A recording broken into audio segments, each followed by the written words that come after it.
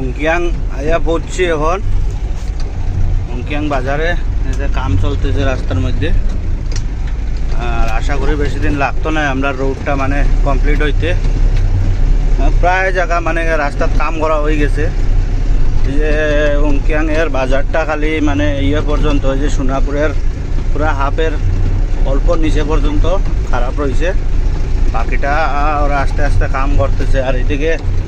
রাতাচড়ার হাফগুলা তো সব পিচ দিলাইছে দেখা যাও বৃষ্টির আগে যেন রাস্তাটা কমপ্লিটলি হয় ওটাই আমরা মানে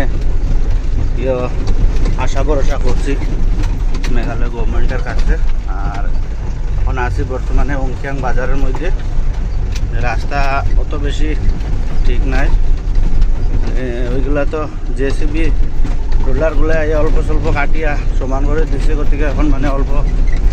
একটু আরামে যাওয়া যায় কয়েকদিন আগে তো যা পরিস্থিতি আছিল মানে গাড়ি চলানি সম্ভব হয়েছে না। ঠিক আছে তাইলে এতটুকুই পরে সামনে গিয়া দেখি রাতাছড়া সাইডে গিয়া যদি পারি তাইলে নেক্সট ভিডিও আপলোড করব।